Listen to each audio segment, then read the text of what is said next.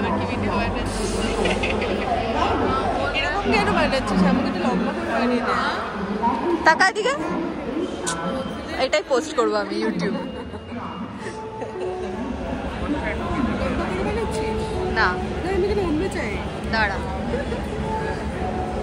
চলে এসছে ট্রেন আমাদের। Hello everyone, welcome back to my YouTube channel. 3 ঘন্টা ওয়েট করার পর আমাদের Pune to Prayagraj Mahakumbh special train প্ল্যাটফর্মে চলে এসছে। তাই তাড়াতাড়ি টাইম ওয়েস্ট না করে চলো উঠে পড়ি।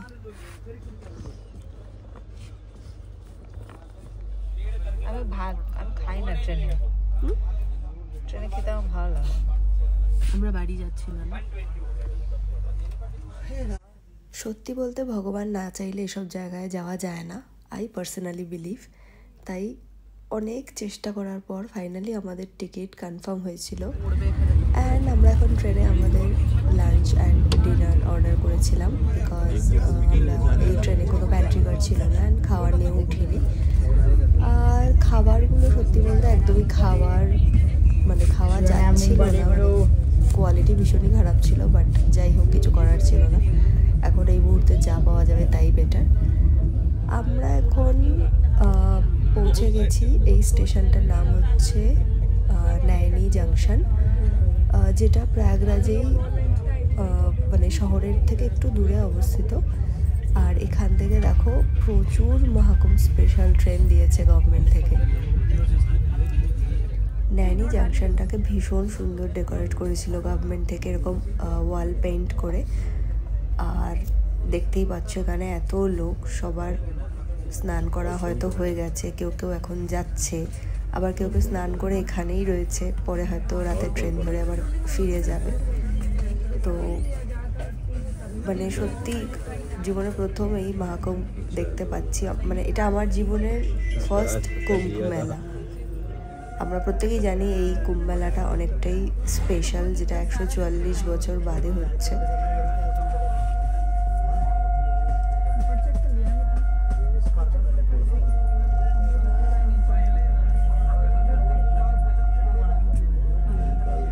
এখনও শিবরাত্রি অবধি মহাকুম্ভ মেলা চলবে। তো সেই জন্য আমি একটা জিনিস বলতে চাই যে যারা এখন প্ল্যান করছো যাওয়ার, তারা ডেফিনেটলি ট্রাই করো নাইনি জাংশনে নেমে যাওয়ার। অ্যান্ড সেখান থেকে 3 কিলোমিটার আড়াইল ঘাট পড়ে। সেই আড়াইল ঘাট থেকে তোমরা বোট পেয়ে যাবে, যেটা করে ইজিলি তোমরা সঙ্গমে চান করতে যেতে পারবে। অ্যান্ড বেশি তোমাদেরকে হাঁটতে বা ট্রাফিকে পড়তে হবে না, যে ভুলটা আমরা করেছিলাম। অ্যাকচুয়ালি আমার প্ল্যান ছিল যে আমরা জাংশনের ভেতরেই থাকবো, সো দ্যাট মেলাও দেখতে পারবো অ্যান্ড দেন ঘাটে আসবো, আড়াইল ঘাটে বোটে করে স্নান করতে যাওয়ার জন্য।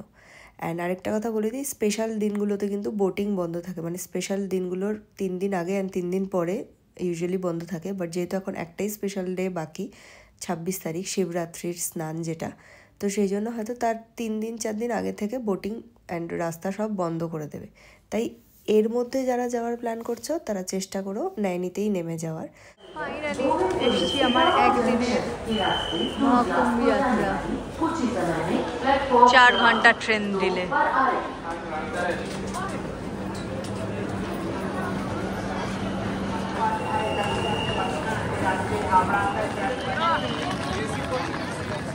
হোটেল আমি জেনে শুনেই স্টেশনের কাছে নিয়েছিলাম, কারণ কি আমি জানতাম যে স্টেশন থেকে বেরোনোর পর কোনো গাড়ি ঘোড়া পাবো না, আমাদেরকে হেঁটেই যেতে হবে। তো সেই জন্য আমি হোটেলটা তো 1 কিলোমিটারের মধ্যেই বুক করেছিলাম।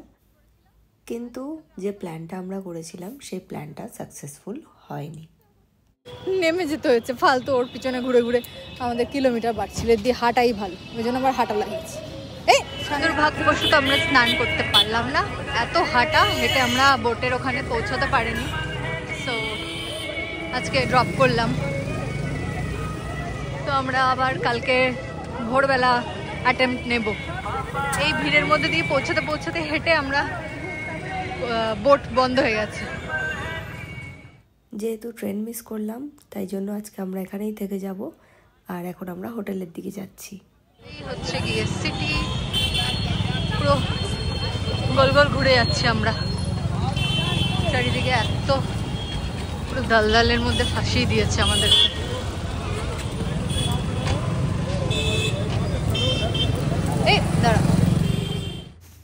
মর্নিং, সকাল সকাল উঠে আমরা আবার বেরিয়ে পড়েছি সঙ্গম যাওয়ার উদ্দেশ্যে। অ্যান্ড আমরা আজকে প্ল্যান করেছি যে আমরা মেলার ভেতর দিয়ে যাব, বিকজ আড়াইলঘাটে যেতে হলে অ্যাজ ইউজুয়াল আমরা আবারও কোনো না কোনো ট্রাফিকে ফেসে যাব। অ্যান্ড হেঁটে যাওয়াটাও একটু চাপের হয়ে যাবে, কারণ কি ওটা অনেকটাই দূরে শহরের বাইরে। তো সেই জন্য আমরা একটা অটোওয়ালাকে বললাম যে আমাদেরকে যতটা পারে নিয়ে যেতে, বাকিটা আমরা হেঁটে চলে যাব।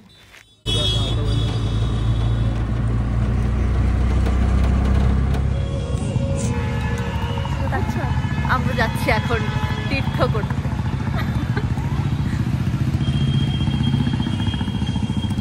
সবাই হেঁটে হেঁটে যাচ্ছে এখান দিয়ে। এই হচ্ছে সঙ্গম বড়ে হনুমান মন্দির। মহাকুম্ভ মেলায় প্রথমবার এলেও ত্রিবেণী সঙ্গমে আমি দ্বিতীয়বার আসছি। যেহেতু আমি আগে এসেছিলাম মা বাবার সাথে, তাই আমি জানতাম যে ত্রিবেণী সঙ্গমটা ঠিক এক্স্যাক্টলি কোথায়।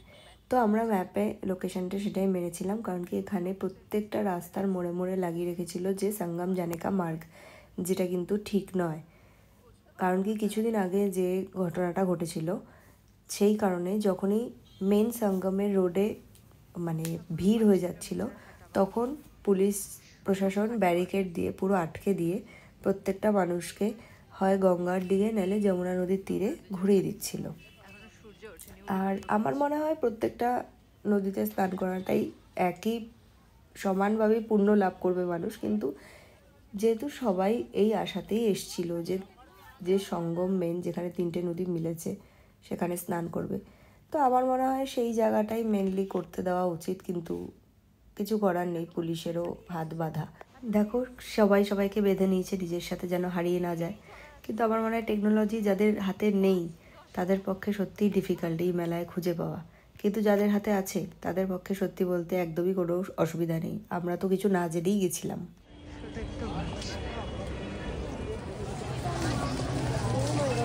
That is the Dwar. Oh, finally we got the door.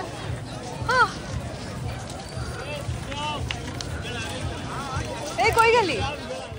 হ্যাঁ, আমরা প্রচণ্ড এক্সাইটেড হয়ে গেছি, কারণ কি আমাদেরকে অলমোস্ট 5 বার পুলিশ আটকেছে এই রুটে আসার জন্য। অ্যান্ড আমাদেরকে 5 বার করে গঙ্গা অ্যান্ড যমুনা নদীর দিকে পাঠিয়ে দেওয়া হয়েছিল, কিন্তু সত্যি বলতে কপালে যেটা থাকে সেটা হয়।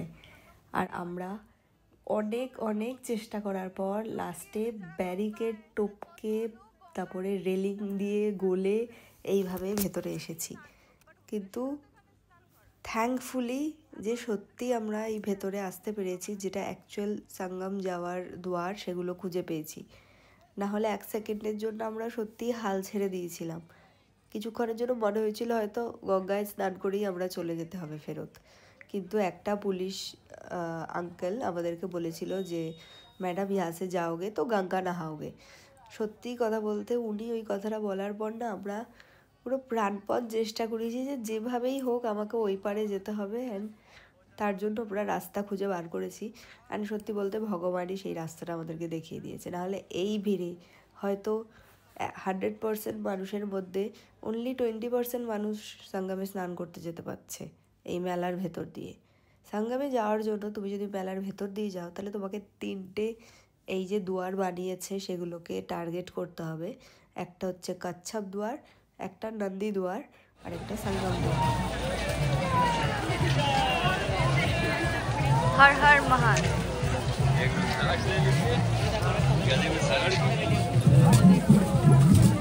এই যে গোপাল এসছে চান করতে।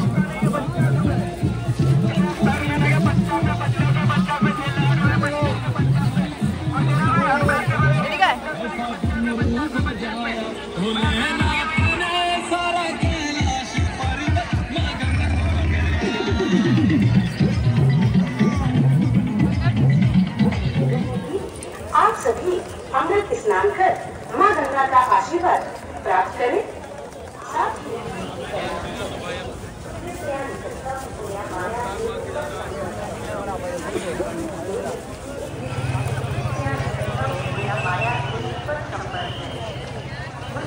কয়েক কোটি মানুষ এসছে বাবা, এই কোটির ভিড়ের মধ্যে ঢুকতে হবে এখন।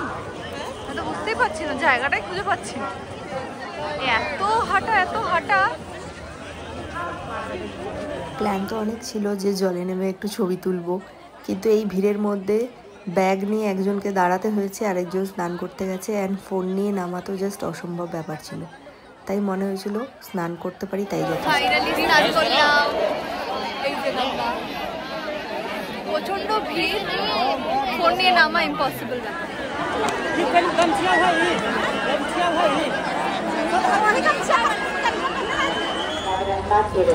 ফাইনালি আমরা স্নান করতে পারলাম। মানুষ এখানেই থাকছে, এখানেই খাচ্ছে, এখানেই ঘুমাচ্ছে, আর রাত্রে বিভৎস ঠান্ডা এখানে, 11 ডিগ্রি। তো যাই হোক, এখন আমরা চানমান করে এখন হাঁটা দিচ্ছি। কত কিলোমিটার হাঁটতে হবে জানি না। এই রাস্তাটা দিয়ে যাওয়ার যে আসল রাস্তা, সেটাকে বন্ধ করে দিয়েছে আবার এইভাবে। হ্যাঁ, ও গড, আমরা যদি আরেকটু দেরি করতাম আর আসতে পারতাম না এদিকটায়।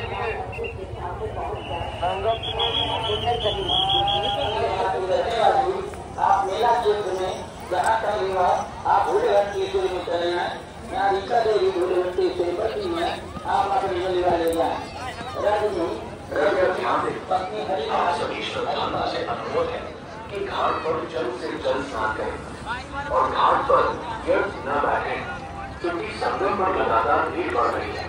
अतः आप सभी श्रद्धालु कल स्नान এখান দিয়ে আমরা ঢুকেছিলাম, এখন বন্ধ করে দিয়েছে, কিন্তু বেরোনোর রাস্তা এদিকে।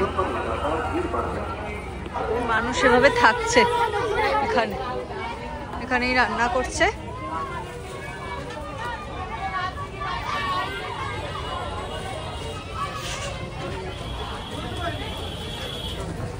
কোথা দিয়ে যে আমরা যাচ্ছি কোনো ঠিক ঠিকানা নেই।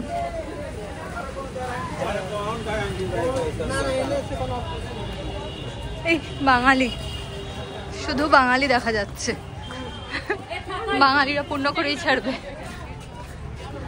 কিভাবে আছে মানুষ। প্ল্যান তো অনেক কিছুই করে এসেছিলাম, কিন্তু কিছুই করতে পারিনি। ভাগ্যক্রমে যে শুধু স্নানটা করতে পেরেছি, এটাই অনেক বড় ব্যাপার। এখন ফেরত চলে যেতে হবে। একটা টোটোওয়ালা আমাদেরকে এই ব্রিজ অবধি নামিয়ে দিয়েছিল, আর ব্রিজ থেকে বাকিটা হেঁটে আমরা গেছিলাম। কিছু দূর যাওয়ার পর আবার একটা অটো নিয়ে নিয়েছিলাম আমরা টুয়ার্ডস আমাদের বাস স্টপ, কারণ কি বাস ভেতরে আসতে পারেনি। দেখতেই পাচ্ছ রাস্তার কি অবস্থা। এই সব গাড়ি নাকি মানে অলমোস্ট 15-14 ঘন্টা ধরে দাঁড়িয়ে আছে রাস্তায়, কোনো মুভমেন্ট নেই। সেই জায়গায় যে আমরা ভালোভাবে স্নান করে আবার ফেরত যেতে পারছি, সেটা অনেক বড় একটা পাওনা। পরের বার যখন আসবো আবার, তখন ভালো করে ঘুরে নেব। শুধু ধুলোই দেখা যাচ্ছে, মানুষ ধুলো উড়ে উড়িয়ে হাঁটছে। এই বাবা, পুরো অন্ধকার হয়ে গেছে ধুলো। আমাদের বাস ছিল বিকেল 5টার সময়, কিন্তু বাস আমরা পেয়েছিলাম রাত্রে 10:30টার সময়, কারণ কি বাসের পক্ষে পসিবল ছিল না এই ভিড় এড়িয়ে ভেতরের দিকে আসা। সেই জন্য বাস অনেক দূরে দাঁড়িয়েছিল। দেন অন্য একটা বাস আমাদেরকে সেখান থেকে নিয়ে আমাদের বাস স্টপ অব্দি পৌঁছে দিয়েছিল। সব বাস যাচ্ছে প্রায়, এত লোক। এই যে ট্রেন মিস করে লাস্টে আমরা Mahakumbh special bus Prayagraj to ফেরত এসছি, মানে যাচ্ছি। লাইফে ফার্স্ট টাইম 30 ঘন্টার বাস জার্নি করে ফাইনালি আমরা পুনেতে ফেরত এসছি। যাই হোক, সব কিছু ভালো ভালো হয়ে গেছে। অ্যান্ড আফটার এফেক্টে আমার গলাটা একটু খারাপ হয়ে গেছে, আমার ভয়েসটা শুনে বুঝতেই পারছো। তো যাই হোক, আবার পরে দেখা হবে অন্য একটা ব্লগের সাথে। Till then take care and bye by.